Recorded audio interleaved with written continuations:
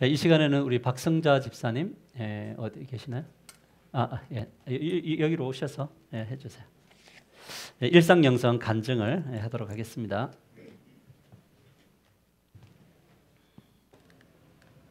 안녕하세요. 저는 곡성 목장을 섬기고 있는 박성자 집사입니다.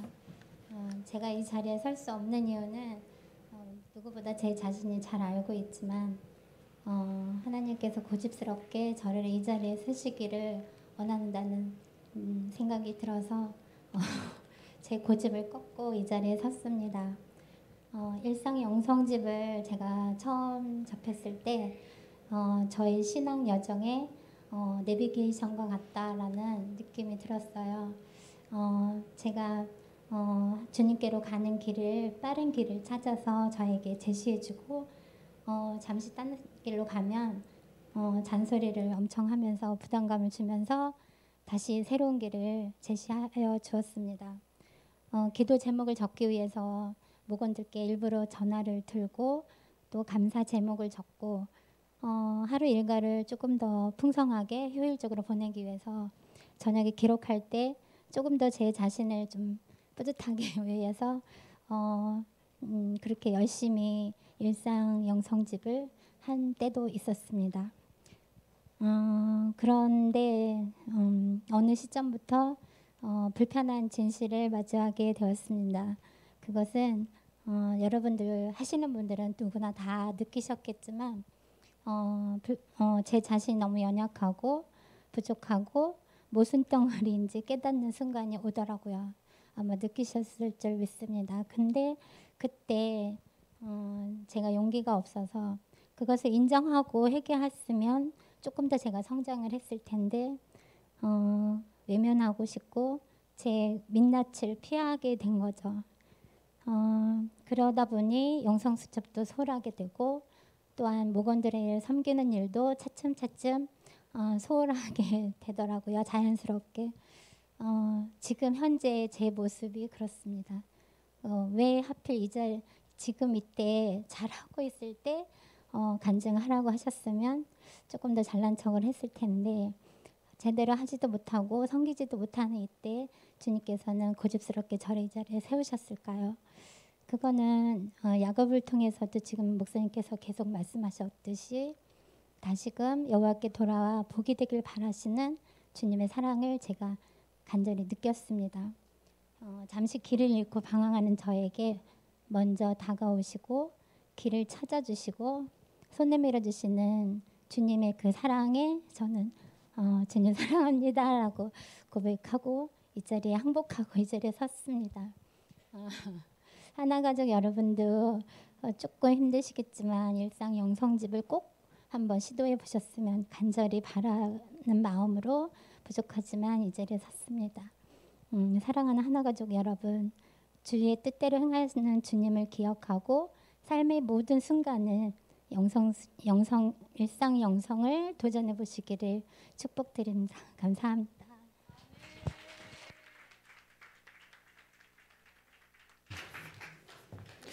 역시 우리 교회는 훈련이 잘 된 것 같아요. 박수 힘있게 쳐주네요. 다시 한 번 더 박수할까요?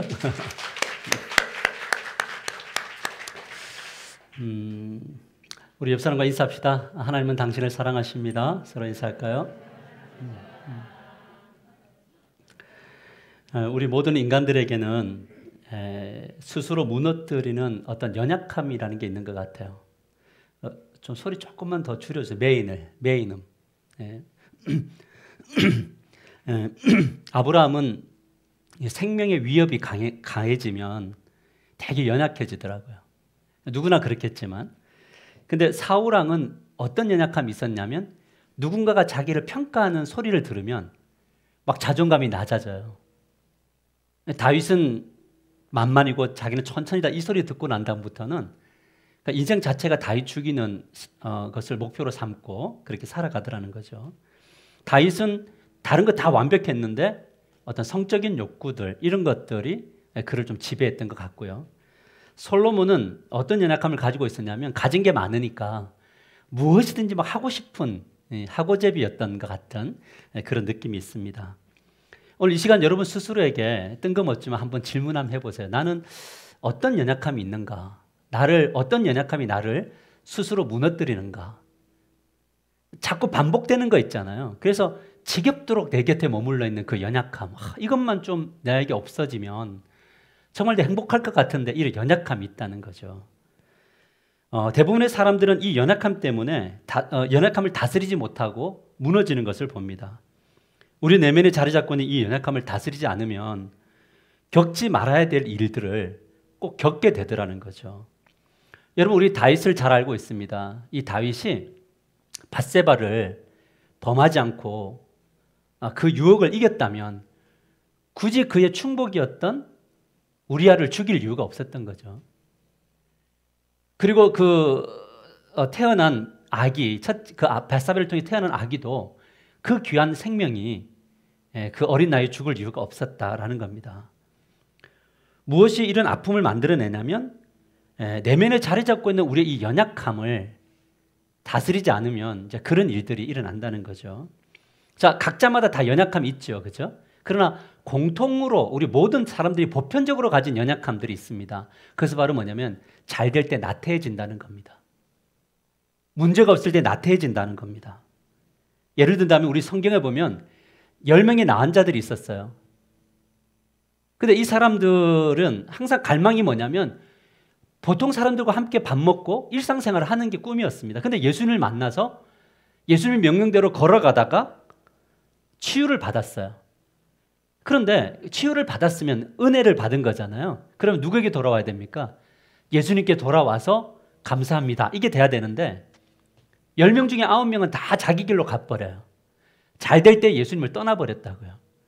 힘들 때 예수님이 지나간다는 소리를 듣고 막 고함 지르고 주님 도와주세요. 함께 해주세요. 그렇게 하다가 문제가 딱 해결되니까 어떻게 하냐면 각자 집으로 가버리고 오직 한 사람만 주께로 돌아왔다. 이 이야기인 거죠. 여러분, 하나님이 우리에게 은혜를 베푸시는 이유가 뭘까요? 그것은 문제가 있는 날이든 없는 날이든 누구를 의존하라는 거죠? 하나님을 의존하라고 하나님이 저와 여러분을 구원하셨음을 믿으시길 바랍니다. 합시다. 잘 될 때도 하나님을 찾고 힘들 때도 하나님을 찾아야 합니다. 아멘이죠? 그런데 대부분의 사람들은 문제가 해결되면 전부 다 자기 길로 가버려요. 그것을 잘 보여주고 있는 것이 성경에 너무 많이 나오는데 그 대표적인 게 사사기 이야기입니다. 우리 성경 사사기를 보면 우리 도표를 한번 볼까요? 사사기를 보면 이런 내용이 나와요. 사사기는 1장부터 21장까지 있는데 여러 명의 사사의 이야기와 백성들의 이야기를 다양한 스토리, 같은 이야기를 하고 있습니다. 뭐냐면 이스라엘 백성들이 죄를 지어요. 그럼 하나님이 심판을 하십니다. 이방인들을 통해서 압제를 해요. 블레셋, 모압, 암몬 이런 나라를 통해서. 그러면 너무 힘이 드니까 사람들이 뭐 하냐면 간구를 해요. 하나님 살려주세요. 힘이 드니까 간구해. 하나님 이거 문제 해결해 주세요. 그래서 하나님이 사사들을 보내서 구원을 해줘요. 그 문제가 해결되잖아요. 그 다음부터 어디로 가냐면 다 망각의 자리로 가요. 인간이 공통적으로 가진 연약함은 망각이에요. 은혜를 잊어버리더라. 그러니까 뭐냐면 살아온 날들을 돌아보면 은혜가 되게 많은데 항상 망각해요. 그리고 뭐냐면 불평하고 원망하고 이렇게 살아가더라. 또 죄를 짓더라라는 겁니다. 여러분, 성경이 이런 삶을 뭐라고 이야기하는지 아세요? 이렇게 계속적으로 이 사이클을 따라 살아가는 사람들을 사사기 21장 25절은 이렇게 말합니다. 같이 읽을까요? 시작.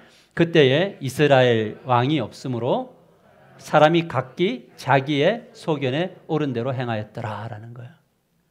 모든 것들이 자기 마음대로 해버려요.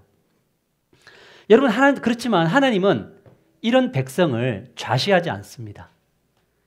다양한 도구와 다양한 방식을 통해서 하나님이 간섭하셔서 결국 하나님이 원하시는 지점으로 세우시는 분이신 줄 믿으시길 바랍니다. 그래서 하나님의 별명이 고집쟁이십니다. 답시다. 하나님은 고집을 가지고 계십니다. 아멘입니까? 여러분을 향한 고집이 있으시다고요. 그러니까 이 사실을 알면 조금 덜 고생합니다. 근데 이 하나님의 마음을 부인하면 엄청난 고생을 합니다. 여러분, 하나님은 우리들에게 고생시키기 위해서 고난을 주시는 분이 아니심을 여러분 믿으시길 바랍니다. 왜냐하면 예레미야 29장 11절에 보면 하나님이 이렇게 말씀하셨어요. 여호와의 말씀이니라. 너희를 향한 나의 생각을 내가 아나니 평안이요 재앙이 아니니라. 너희에게 뭘 준다고요? 미래와 뭐를? 희망을 주는물이다. 하나님은 여러분의 미래를, 여러분이 생각하는 그 두려운 미래에 절망을 주시려고 하는 분이 아니고 소망을 주시는 분임을 믿으시길 바랍니다. 하나님은 그런데 문제는 뭐냐면 우리들이 어떤 선택을 하느냐에 따라서 이 하나님이 주신 복을 받을 수 있느냐 없느냐가 나온다는 거죠. 그래서 오늘 이 야곱의 이야기, 이 5번째를 통해서 배우려고 하는 것은 뭐냐면 문제 해결을 받은 야곱이 야곱을 무너뜨린 그 연약함은 뭔지, 그 연약함으로 인해서 야곱이 어떤 고난을 받았는지, 그리고 야곱은 그 고난의 현장에서 어떻게 회복됐는지, 그런 부분들을 함께 나누려고 합니다. 그래서 오늘 말씀의 제목이 뭐냐면 야곱 잘못된 선택지에서 하나님께 항복하다, 이렇게 정했어요. 우리 같이 자기 이름을 넣고 같이 한번 읽어보십시다. 시작. 아멘. 우리는 지난 2주간 동안 아집으로 가득 찬 야곱을 하나님이 버리셨나요? 찾아오셨나요? 만나주셨죠? 그리고 하신 말씀이 뭐였어요? 나는 누구 편이다? 여러분, 하나님이 여러분의 편이신 걸 믿습니까? 일주일 동안 하나님이 내 편이시구나 이거 생각하면서 사셨어요? 아니면 나는 왜 이 모양 이 꼴이 이렇게 사셨나요?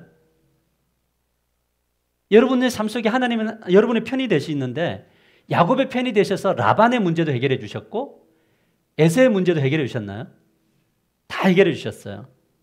그런데 그래서 야곱을 뭐로 세우시냐면 예배자로 세우시고 기도자로 세우셔가지고 야복강 나루터에서 천사와 하나님과 막 씨름하고 한도뼈 부러져도 끝까지 붙들고 기도하는 그런 믿음의 사람으로 하나님이 만들으셨단 말이에요. 그런데 그때 하나님이 상기시켜 준 것 3가지가 있었어요. 항상 야곱에게 주셨던 3가지 상기시켜. 첫 번째가 뭐죠? 나는 무슨 하나님이다? 너의 하나님인데 무슨 하나님이다? 베델의 하나님이다. 두 번째는 뭐냐면 너는 뭘 지켜라? 세 번째는 어디로 가라? 우리 교회는 정말 훌륭한 교회예요. 다 기억하고 계시는. 자, 오늘 설교를 마치겠습니다. 할렐루야. 자, 이 3가지를 주셨는데 이 3가지를 들었던 다 보였나요? 들었던 야곱은 철저하게 하나님께 약속을 했어요. 예, 가겠습니다. 은혜를 받았으니까 얼마나 기뻐요. 그래서 가겠습니다. 그랬어요. 그래서 이제 하나님이 이제는 내가 이제 그동안 너를 위해 일했으니 이제 너가 나를 위해서 어떻게 하는가 한번 보자, 이렇게 하시는 거예요. 하나님이 은혜를 베푸시는 분이신데 우리 편이신데 때가 되면 우리가 하나님 앞에 어떻게 하는가를 보시는 거예요. 이제는 야곱의 차례입니다. 무엇을 보냐면 우리 지도를 한번 보시면, 지도를 보실까요? 보면 여러분 지금 베델 헤브론 보이나요? 지금 야곱이 이제 브니엘이라고 하는데 있어요. 오른쪽에 브니엘이라는 곳에 있는데 하나님이 지금 무엇을 보시냐면 저 브니엘에서 요단강을 건너 세겜 베델 헤브론으로 갈 건가를 보는 거예요. 하나님이 지금 기대하고 있는 건 뭐냐면 야곱이 베델을 지나서 어디로? 헤브론까지 가는 거가 하나님이 지켜보시는 거예요. 하나님은 어떤 분이십니까? 우리에게 찾아오셔서 직면한 문제를 해결하시고 동시에 하나님의 뜻대로 사는지를 보시는 분이십니다. 여러분, 신앙은 문제 해결만 받는 데 있지 않아요. 많은 성도님들이 자꾸 문제 해결을 위해서 하나님을 믿어요. 그렇지 않아요. 하나님이 문제를 해결해 주셨으면 여러분들이 어떻게 하는가를 보시는 분. 저는 우리 하나교회가 문제 해결해 주시는 하나님을 만날 뿐만 아니라 순종의 길을 걷는 교회가 되기를 주님의 이름으로 간절히 축복합니다. 야곱이 어떻게 했습니까? 본문 16절 17절 우리 같이 크게 한번 읽읍시다. 시작. 이날에 에서는 세일로 돌아가고 야곱은 숫곳에 이르러 자기를 위하여 집을 짓고 그의 가축을 위하여 우릿간을 지었으므로 그 땅 이름을 숫곳이라 부르더라. 자, 우리 지도 다시 한번 보시면 이렇게 나와 있습니다. 브니엘 옆에 숫곳 보여요? 브니엘에서 숫곳으로 이렇게 이동을 했어요. 근데 거기에 뭘 지었냐면 자기를 위하여 집을 짓고 우릿간을 지었다. 그래서 양의 우리를 짓다 해서 그곳이 숫곳. 숫곳이라는 뜻이 양의 우릿간 이런 뜻이거든요. 그곳에 양을 지었어요. 저는 이 구절을 보면서 처음에 되게 불안했어요. 왜냐하면 왜 자기를 위해서 집을 짓지? 지금 여기는 집을 지어야 될 타이밍이 아닌데 왜 집을 짓지? 또 우릿간을 지어요. 무슨 의도가 있는 것 같아요? 야곱이 멈추고 싶은 마음이 있었던 것 같아요. 하나님 앞에 예 했는데 멈추고 싶었어요. 그래서 집을 짓고 우리간을 짓고 난 다음에 잠시 정착을 하는데 이게 불안한 거예요. 이건 아닌 것 같은 느낌이 들어서 이제 이동을 하게 됩니다. 그 다음 스텝이 뭐냐면 18절에서 20절을 보면요. 야곱이 밧다란 아람에서부터 평안히 가나안 땅 세겜 성읍에 이르러 그 성읍 앞에 장막을 치고 거기에 제단을 쌓고 그 이름을 엘렐로헤 이스라엘이라 불렀더라. 지도를 다시 한번 보시면 이제 숫곳에서 머물러 있다가 안 되겠다 싶어서 이렇게 길게 있는 곳이 요단강이거든요. 그 요단강을 건너서 저 세겜이라는 곳에 딱 머물러요. 이곳에 머물러서 뭘 하냐면 제단을 쌓고 예배를 드리면서 엘렐로헤 이스라엘 이렇게 불러요. 무슨 말이냐면 하나님은 이스라엘의 하나님이다. 나의 하나님이다. 멋진가요? 여러분 지금 아까 보니까 숫곳하고 세겜하고 베델까지가 거리가 40km밖에 안 돼요. 하루만 걸어가면 거리로 가까이 와서 베델로 가기 전에 뭘 하냐면 세겜 땅에서 예배를 드리고 하나님은 나의 하나님입니다 하면서 막 간증을 하고 있는 거예요. 지금 야곱이 점점 순종의 걸음을 걸어서 베델에 가까이 와 있어요. 여기까지만 보면 지금 야곱이 너무 순종을 잘하고 있습니다. 그런데 야곱이 세겜 땅에 딱 와가지고 흔들리기 시작을 해요. 아마 제가 볼 때는 숫곳에서 세겜으로 이동하는 그 과정 속에 흔들렸을 것 같아요. 그래서 19절을 보면 예배도 드리고 있었는데 20절에 19절에 뭐라고 하냐면 같이 읽을까요? 시작. 그가 장막을 친 밭을 세겜의 아버지 하몰의 아들들의 손에서 백크시트에 샀다 이렇게 이야기해요. 야곱이 지금 땅을 어떻게 했어요? 샀어요. 자, 땅을 샀다는 것은 무엇을 의미합니까? 이제는 떠난다 안 떠난다? 예, 야곱이 마음이 변했습니다. 베델을 코앞에 두고요. 세겜의 창설자인 하몰의 아들들에게서 그 땅을 삽니다. 여러분 야곱이 정착해야 될 곳이 어디라고 했습니까? 가야 될 곳은 어디죠? 베델. 정착할 곳은 어디죠? 헤브론. 하나님은 여러분들이 가야 될 곳이 있어요. 서원을 갚아야 될 그 땅이 있고요. 하나님이 여러분 개개인에게 주시는 또한 정착해야 될 땅이 있습니다. 그런데 야곱이 세겜의 땅을 샀고 밭을 삽니다. 그리고 그곳에 얼마나 머무는 줄 아세요? 학자들이 이야기하기를 10년을 머물렀다 그래요. 무엇을 보여주는 대목입니까? 야곱은 숫곳에서 세겜으로 이동하면서 마음이 변했어요. 많은 10명의 나은 자들이 하나님 주님의 말씀을 듣고 제사장에 가는 그 순종의 걸음을 가다가 결국에는 뭐냐면 치유가 딱 되고 나니까 마음이 변했어요. 마음이 변하면 방향이 틀어져요. 마음이 변하면 순종의 길이 아니라 불순종의 길로 가게 되어져 있다고요. 하나님이 우리들에게 가장 아쉬워하는 게 뭔지 아세요? 너희들의 문제를 해결해 주는 그 지점에 하나님은 굉장히 긴장하세요. 왜냐하면 마음을 돌이킬 가능성들이 많기 때문에. 사랑하는 성도 여러분, 신앙의 여정에서 놓치지 말아야 될 것은 뭐냐면 신앙의 고백과 서원한 것과 순종의 걸음은 멈추면 안 된다. 따라서 서원한 것과 순종의 걸음은 멈추지 말아야 된다. 주일날 은혜 받고 일주일에 한번 새벽기도 하라고 했는데 부딪힘이 자꾸 와요. 한번 가봐야지 했는데 집에만 가면 마음이 바뀌어요. 내가 영혼 구원해야지, 내가 성경 꼭 읽어야지 결심을 했는데 이 예배당에서 집으로 가는 그 걸음에 모든 것들이 다 바뀌어버려요. 우리는 은혜와 상관없이 산다는 거죠. 여러분, 우리가 잠시 안주할 수 있습니다. 숫곳에 머물 수 있습니다. 세겜에도 잠시 머물 수 있습니다. 그러나 그 머무는 기간이 오래 걸리면 안 됩니다. 머무는 기간은 잠시여야 됩니다. 그럴 수 있어요. 다 연약하니까. 여러분 생각해 보십시오. 그 많은 가족을 데리고 소, 양을 데리고 낙타를 데리고 이 몇십 킬로를 걸어가면서 얼마나 불안하겠어요. 막 주변에 막 혹시 이거 강도들이 나오지 않을까? 주변 부족들이 우리를 막 무너뜨리지 않을까? 그러니까 고민스럽죠. 그럼에도 불구하고 멈추지 말아야 돼요. 가야 됩니다. 왜냐하면 하나님은 그곳으로 우리를 인도하실 거기 때문에 그렇습니다. 그렇지 않고 그래서 자기 마음대로 멈추잖아요. 유혹에 멈추면 그때부터 뭐가 오냐면 감당할 수 없는 어려운 일들이 우리를 기다리고 있어요. 오늘 안일하게 불순종하면서 자기 생각대로 그냥 10년간 세겜 머물러 버려요. 여러분 잊었을까요? 의지적으로 멈췄을까요? 야곱이 세겜 땅에 약속을 잊어서 멈췄어요? 아니면은 의지적으로 그냥 딱 자기 고집대로 그냥 멈춰버린 거예요? 멈춘 거죠. 왜냐하면 말씀이 무거고 다 필요 없다. 이제는 나는 문제 없다. 그러니 굳이 하나님의 말씀을 따라갈 이유가 없다. 이러니까 하나님께서 뭐냐면 그럼 한번 살아봐라 이건 거예요. 여러분 하나님은요 매번 간섭하시지 않으세요. 우리 편이시지만 우리가 고집스럽게 하나님 저 한번 살아보겠습니다. 그러면 그래 해봐. 근데 우리의 방식대로 살아보면 10년이라는 시간 동안 아무런 문제가 없었다고요. 근데 그 기간 안에 어떤 일이 벌어졌냐면 이 야곱이 감당할 수 없는 막 혼란이 이제 어느 지점에서 찾아오는데 그 첫 번째가 뭐냐면 자식들이 씻을 수 없는 상처가 생겨요.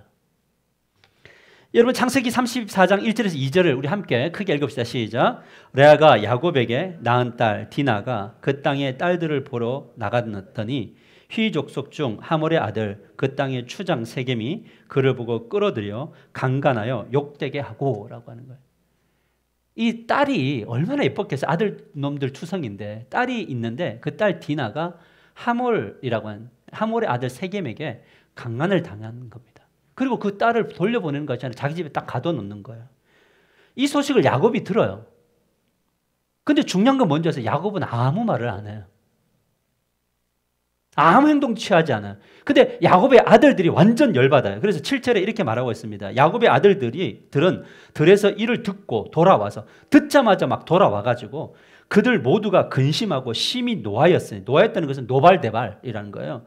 이는 세겜이 야곱의 딸을 강간하여 이스라엘에게 부끄러운 일, 곧 행하지 못할 일을 행하였음이더라. 이렇게 이야기해요. 동생의 아픔도 아픔이지만 이 민족들이 우리를 얼마나 무시했으면 이 따위로 행동을 하느냐고 하는 이 분노가 막 일어나는 거예요.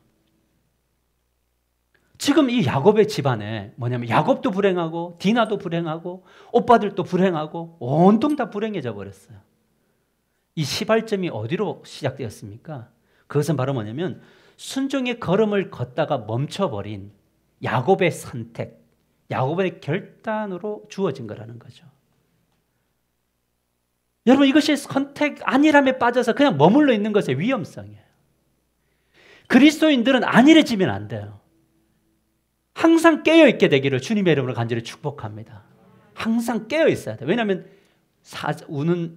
마귀가 우는 사자처럼 먹일 자를 삼키고 있던데 멈추면 죽어요.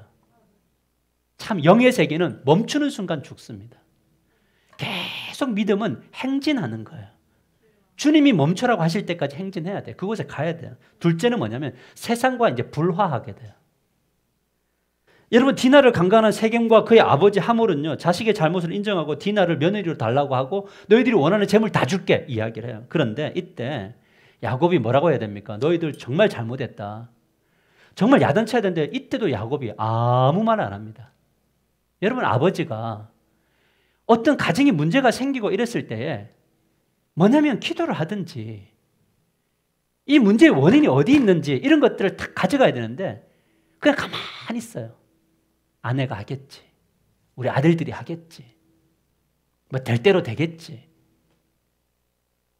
그런데 이 야곱의 아들들이 너희들이 할례 받지도 않고 할례 받지 않고 디나 줄 수 없다라고 하면서 할례 받아라 이렇게 이야기해요. 그런데 우리 24절을 보면요. 하몰과 세겜 사람 모두가 다 모든 남자가 다 뭘 받아요?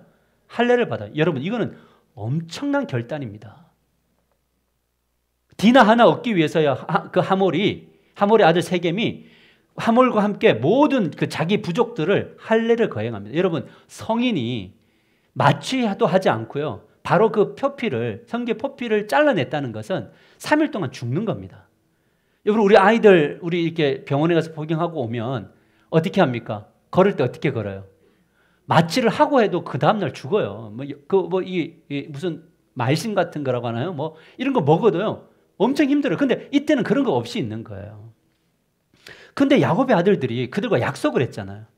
여러분 하나님은 불의한 약속이든 어떤 약속이든 약속을 했으면 지키기를 원하시는 분이세요. 약속을 했잖아요. 그런데 이 디나의 오빠였던 시므온과 레이가 칼을 딱 들고 가서 3일째 되는 날 가장 고통이 심한 그날에 세겜 그 시므온과 레이가 가서 세겜에 있는 하몰과 세겜에 있는 모든 사람들 다 할례 받은 사람 죽여버려요. 그리고 난 다음에 28절을 보면 뭐라고 이야기하면 28절에 그들이 양과 소와 나귀와 그 성읍에 있는 것과 들에 있는 것과 그들의 모든 재물을 빼앗으며 그들의 자녀와 그들의 아내들을 사로잡고 집 속에 물건을 다 노략했다라고 해요. 여러분 지금 여기 보면 아들들이 원수를 갚는 것에만 목표가 있지 않고 그들의 재물과 여자가 다 같이 똑같은 짓을 누가 하고 있냐면 시므온과 레이가 하고 있는 거예요. 그 다른 아들들이 이것을 옹호하고 동조하고 있는 겁니다. 여러분 하나님이 아브라함과 이삭과 야곱의 하나님이 되신 이유가 무엇입니까? 그것은 세상에 복이 되라고 하는 거였거든요. 아멘입니까? 하나님이 여러분을 구원하신 이유는 세상에 복되기 위하여 구원하신 줄 믿으시기를 바랍니다. 오늘 집사님도 기도했지만 악한 자들과 불의한 사람들이 사는 이 세상 속에서 우리가 하나님의 방법으로 뭘 내냐면 복이 돼야 되는 거예요. 그런데 이 모든 것들을 누가 보고 있냐면 주변에 나라들이 보고 있잖아요. 저 아브라함, 야곱의 족속들이 지금 이런 짓을 했다라는 거예요. 제가 성경을 연구하면서 정말 안타까웠던 게 뭔지 아세요? 야곱이 이 절체절명의 위기와 절망 속에서도 이 지금 불화가 막 흥행하는 이 상황 속에도 뭐 하지 않는지 아세요? 하나님 앞에 기도하지 않아요. 이게 정말 아프더라고요. 왜냐하면 우리의 모습 같았어요. 우리가 지금 힘들고 어려운 순간이 찾아오면 그것을 누구 탓으로 돌리면 안 되잖아요. 맞아요? 지금 누구 때문에 지금 이 일이 벌어졌어요? 누구의 선택 때문에? 야곱의 선택이잖아요. 그럼 야곱이 제일 먼저 뭐 해야 됩니까? 아들들이 전쟁하러 가기 전에도 기도했어요. 하나님, 지금 우리 딸이 억울하게 이 일을 당했는데 하나님 어떻게 해야 됩니까? 이거 지금 저도 답답하고 우리 아들들은 저 칼로 가서 죽이려고 하고 하는데 지금 죽이러 가는 게 맞나요? 그럼 하나님이 맞아 하면 가면 되는 거고, 아니야 내가 할게 라고 하면 하나님께 맡기면 되는 거거든요. 근데 이런 선택지가 없는 거예요. 왜냐하면 이 야곱이 자기 생명에 지금 이 위협을 당한 게 아니잖아요. 어떻게 보면 딸의 문제인 거예요. 참 인간이 얼마나 이기적일 수 있는가가 이런 부분이에요. 아버지가 딸의 자녀의 문제인 거를 자기의 문제로 가져오질 않아요. 자녀가 어려움을 겪을 때 이 문제를 자기의 문제로 갖고 오고 기도하고 엎드려 가야 되는 거잖아요. 야곱에게 이게 없었단 말이에요. 그러면서 이 책임을 누구에게 전가하는 줄 아세요? 여기에 정말 하나님 이 자리까지는 제가 좀 안 갔으면 좋겠습니다. 이런 이제 자기 고백이 있었는데요. 우리 30절에 31절을 보시면 이렇게 이야기합니다. 야곱이 시몬과 레에게 이르되 너희가 내게 화를 끼쳐 나로 하여금 이 땅의 주민 곧 가나안 족속과 브리스 족속에게 악취를 내게 하였도다. 나는 수가 적은즉 그들이 모여 나를 치고 나를 죽이리니 그러면 나와 내 집이 멸망하리라. 여러분 지금 야곱이 누구 생각만 하고 있어요? 아들의 상처, 딸의 상처 이런 거 생각하지 않아요. 여러분 부모는 우리 영적인 우리 그 리더십들은 항상 생각해야 될 게 뭐냐면 우리 자녀들이 아픈 모습을 보고 힘들어한 모습과 뭔가 세속적으로 걸어가는 그 모습을 볼 때에 항상 뭐 했냐면 하나님 혹시 제가 잘못한 게 있습니까? 지금이라도 좀 돌이켜야 될 게 뭡니까? 하나님 어떻게 하면 지금 이 무너진 거 내가 잘못 선택했는데 어떻게 하면 이걸 회복할 수 있습니까? 이 기도를 해야 되잖아요. 근데 하지 않고요. 자식에게 너희들 때문에 내가 지금 힘들어진다. 너 때문에 내가 지금 힘들어. 내가 지금 무슨 고생을 왜 이렇게 고생을 하느냐. 너를 위해서인데 나는 왜 너를 위해서 이렇게 희생하는데 왜 너는 너 때문에 내가 왜 힘들어해야 되느냐. 여러분 이런 곳에는 문제 해결이 안 돼요. 그러니까 자식들도 열받나요? 그러니까 31절에 이렇게 이야기합니다. 그들이 이르되 그가 우리 누이를 창녀같이 대우함이 옳으니까 이렇게 이야기. 여러분 야곱이 어떻게 말했어야 되냐면 너희들이 동생의 원수를 갚은 것은 아버지가 좀 이해가 되지만 왜 그들의 부녀들과 노략질까지 다 해서 시정 잡배들처럼 그렇게 행동했느냐. 너희는 세상에 복이 돼야 되지 않나. 이렇게 야단을 쳤어야 되는데 오로지 자기만 생각해요. 부모와 자식이 갈라지는 경우가 대부분 다 자녀들도 부모를 평가 안 하는 것 같죠. 자녀들이 한번 우리를 평가하고 덤벼들어 보세요. 아무 말 못 하잖아요. 그렇지 않아요? 그 자식들의 말이 맞을 때가 있습니까? 없습니까? 그러면 어떻게 대하세요? 미안해 합니까? 열받습니까? 역시 우리 교회는 성숙된 교회. 보통 열받는 게 이씩 이러면서 때리고. 그러면 상처를 입어요, 안 입어요, 아들이? 그러니까 아들, 딸은 어디다가 분풀이를 해요? 문에다가 분풀이해요, 문에다가. 꽝 닫고 막. 그럼 또 가서 또 야단치고. 이렇게 순환고리가 이루어지는 거예요. 여러분, 여기에 무엇이 있냐면 영적인 안일함과 나태함이 불순종의 원인이다, 이런 것을 우리가 알 수 있는 거예요. 여러분, 순종은 아멘, 엘렐로헤 이스라엘 뭐 고백한다고 순종이 일어나는 게 아니고요. 순종은 불순종은 영적인 나태함 때문에 오는 거예요. 여기에 뭐냐면 선택의 중요성이 있다. 여러분, 항상 선택할 때 하나님께 묻고 기도하시고 선택하시는 여러분들이 되시기를 주님의 이름으로 간절히 축복합니다. 선택해놓고 기도하지 마세요.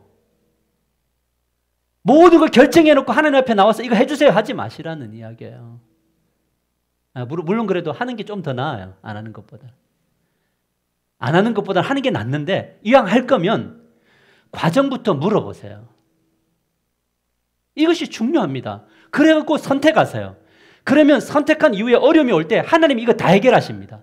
그런데 내가 결정해놓고 나의 계획에 하나님이 동의를 구하고 그 동의를 구하지 않을 때 어떻게든 해석하고 짜 맞춰서 그냥 그 길을 걸어가면요, 그곳에는 하나님이 해결해 주실 수가 없어요. 오늘 지금 야곱이 그 길을 걷고 있다는 거죠. 그래서 저는 이 본문을 묵상하면서 어떤 생각이 들냐면 삶의 모든 열매의 주체가 우리일 수 있다는 거예요. 특히 아픔의 열매는 나일 수 있다는 생각이 들었어요. 그런데 많은 사람들이 어려운 순간이 찾아올 때 이 어려움이 나의 선택으로 온 것입니까를 묻고 찾아야 되는데 대부분 어려워지면 원망을 방금 야곱이 자식에게 한 것처럼 누군가에게 한단 말이에요.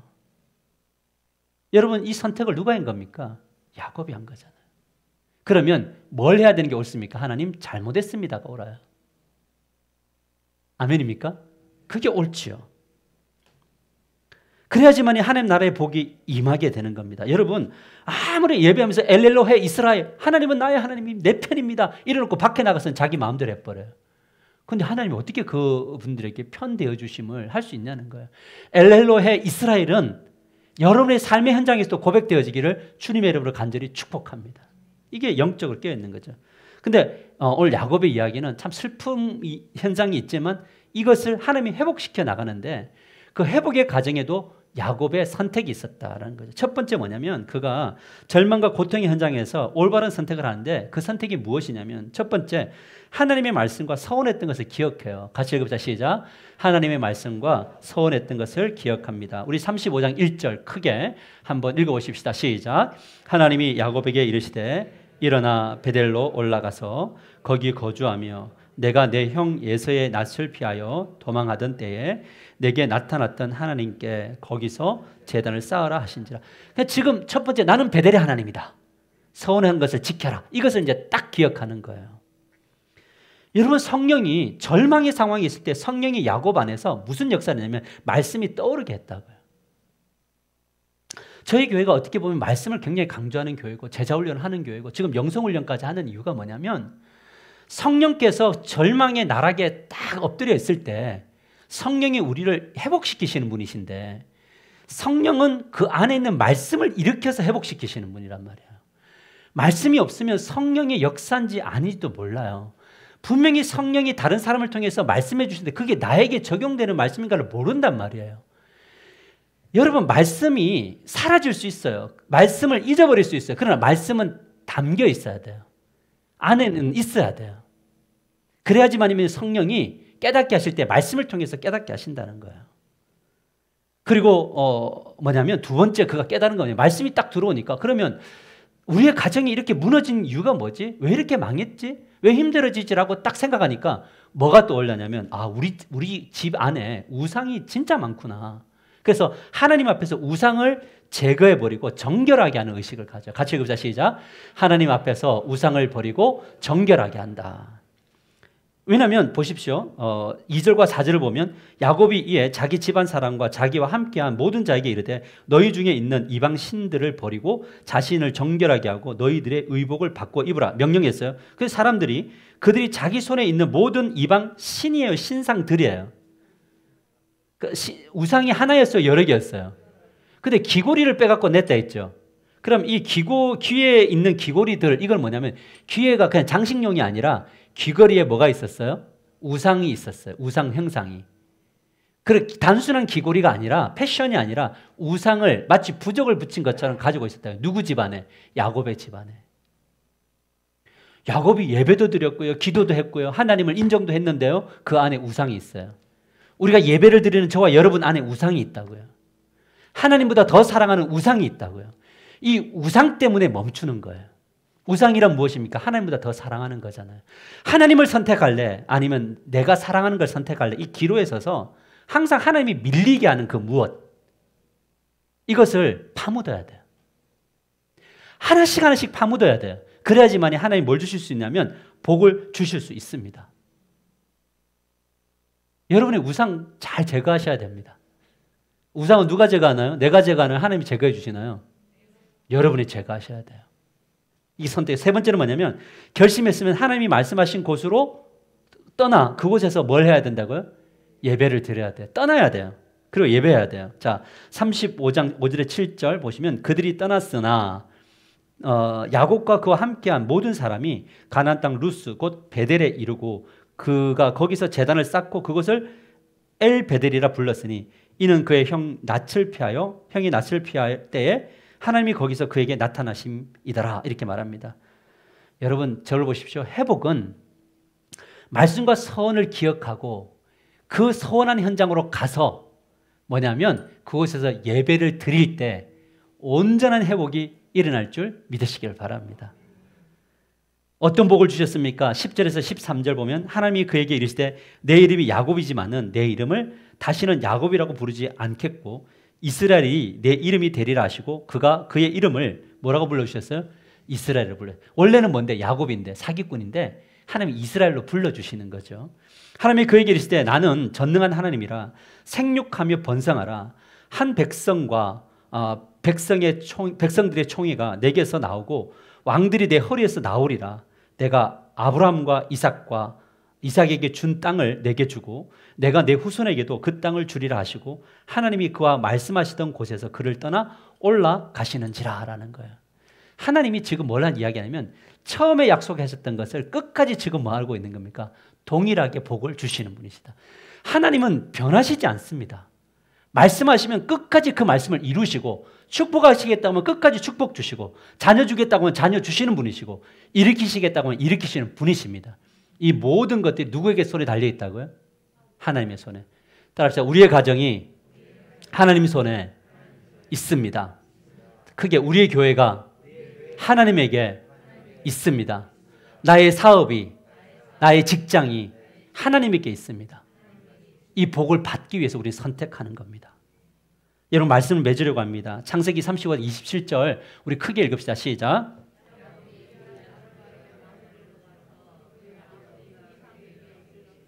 기랏 아르바는 곧 아브람과 이삭이 거류하던 헤브론이었더라. 여러분 저는 이 27절을 보면서 진짜 이렇게 소름 돋는 느낌이 들었어요. 왜냐하면 결국 하나님이 말씀하신 대로 헤브론으로 왔나요? 여러분 하나님은 어떤 분이십니까? 고집쟁이세요. 결국 여러분들이 하나님이 원하신 대로 이끄실까요? 여러분이 고집이 셀까요? 하나님이 고집이 셀까요? 하나님이 힘이 세나요? 여러분이 힘이 세나요? 하나님이 여러분들을 결국 이끌어 갈 겁니다. 이것을 받아들이면 고생 덜 한다니까요. 근데 끝까지 여러분이 세운 여러분의 목표점을 향해서 걸어가면요 고생할 수밖에 없습니다. 여러분 빨리 돌이켜서 하나님이 주신 땅으로 걸어가시는 여러분들 되시기를 축복합니다. 땅으로 가는 게 쉽다 어렵다? 어렵죠. 그래도 가야 돼요. 여러분 하나님이 여러분에게 주신 헤브론은 어디입니까? 하나님이 여러분에게 주신 베델은 어디입니까? 여러분에게 하나님이 베델을 주셨습니까? 헤브론을 주셨습니까? 예, 주셨습니다. 여러분의 헤브론은 여러분의 가정입니다. 아멘이 안 되나요? 여러분에게 주신 헤브론은 여러분의 가정입니다. 가정에 가셔야 됩니다. 왜? 가정에 가는 것 힘들죠. 왜냐하면 가정으로 돌아가 보면 말 안 듣는 큰아들 있나요? 말 안 듣는 큰아들 누구예요? 남편 있고 해결되지 않는 그 문제가 가정 안에 있나요? 이 안으로 들어가야죠. 왜냐하면 이것이 헤브론이니까. 이곳에 복 주시기를 원하시니까. 하나님은 여러분 가정 복 주시기를 원하시는 분이세요. 여러분, 여러분에게 주신 헤브론 교회로 가셔야 됩니다. 교회에 가서 여러분들이 서원했던 것, 내가 이 교회 생활하면서 하나님께 하기로 했던 서원들 갚아 나가셔야 됩니다. 그리고 그곳에서 하나님을 진실로 예배하셔야 됩니다. 그리고 하나님 나를 통해서 이 헤브론이 복의 통로가 되게 해달라고 기도하시는 여러분들 되시기를 축복합니다. 직장이 여러분의 헤브론입니다. 사업의 현장이 여러분의 헤브론이라고요. 여러분, 직장에 가가지고 똑같은 사람 만나고 똑같은 이야기 들으니까 지칩니까? 안 지칩니까? 지치죠. 그러니까 안 지치기 위해서 뭐 합니까? 직장의 사람들 다 외면해 버리잖아요. 근데 여러분 잘 보십시오. 이 직장이 나에게 주신 헤브론이라는 것이 진짜 믿어지면요, 사람들하고 회식 자리에서 귀를 기울이는 겁니다. 그 사람들이 사실 술자리에 여러분 가보셨겠지만, 그죠? 같이 술자리에 있어 봤겠지만, 술자리에 있어 보면 사람들이 어떤 소리 합니까? 한 소리 또 하고 한 소리 또 하나요? 이 사람이 술만 먹으면 자꾸 과거를 소환하고 지난주에 했던 거 또 이야기해요. 그러면 여러분들은 그 이야기를 귀찮게 들으면 안 돼요. 왜? 헤브론이니까. 그곳에서 그 사람의 이야기를 귀를 기울이고 집으로 돌아와서 기도 제목을 적어야죠. 아, 이 사람이 이런 문제를 오랫동안 해결하지 못했구나. 기도하셔야죠. 부부의 관계 문제면 기도하고, 자녀 문제면 기도해 주는 겁니다. 그리고 다음에 회식 자리에서 만날 때 이야기하는 거죠. 지난번에 김 부장님 이런 이야기를 하셨는데 요즘 어떠시냐고.